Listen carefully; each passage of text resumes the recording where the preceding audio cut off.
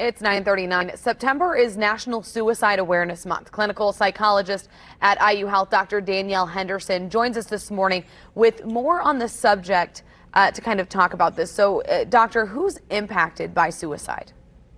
I think the short answer is everyone can be impacted by this. I think sometimes in certain communities, there's a belief that they might not be impacted by suicide, or people of a particular age group, race, ethnicity, cultural background just don't commit suicide. And that's just not true.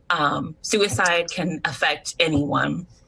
Yeah, I know even in my personal experience, we've had a very good friend take their own life. And when it happens, you are just always so shocked. So talk about what are some of the warning signs that we can recognize ahead of time so that hopefully we can prevent that tragedy from happening.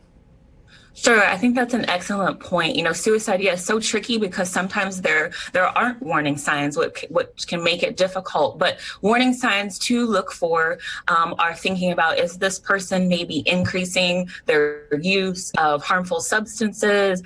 Are we noticing they're withdrawing from family and friends? They used to always answer the phone or respond to our text messages in our group chat, and we haven't heard from them in a while. Are they maybe doing things that seem unlike them, impulsive? Reckless, and a few other things. If you've known someone, or maybe yourself, if you're experiencing it's been a difficult time, and now all of a sudden your friend or loved one seems like everything is better, I've been trained to use that time to probe and inquire, because sometimes things are better because that person has made a decision to take his or her own life. And sometimes it can be uncomfortable to have those conversations with your loved ones, especially if they haven't come out and told you that they're struggling. So what is a way that you can talk to them about that without worrying that, you're going to upset them or make them feel even worse? Sure. Yeah, sometimes there's that myth that if I bring up suicide, then that's going to cause the person to act on that. And that's just not true. I think I always encourage people to share what you're noticing. So I'm noticing I haven't heard from you in a while, or I'm noticing you don't come to our gatherings, or you don't join the Zoom chat, or participate in the group chat, or when we have hung out together, I've noticed maybe you're drinking a little bit more. Can you talk to me about that? And sometimes that can open the door. And, it is hard. Maybe the person will become upset, but that's not a reason to not have the conversation. So then what do you do other than, bringing it up to them and addressing the conversation? What can you do if you or someone is contemplating suicide?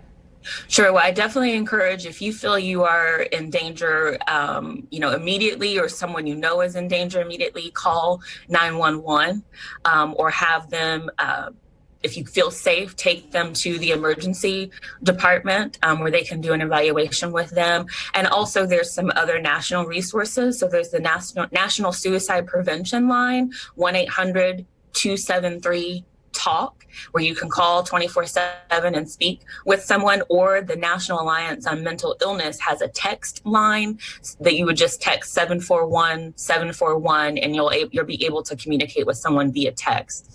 All right, doctor, thank you so much for joining us this morning. That's a lot of great information that people can start with if they feel that they need to address an issue. So have a great morning. We appreciate your time. Thank you.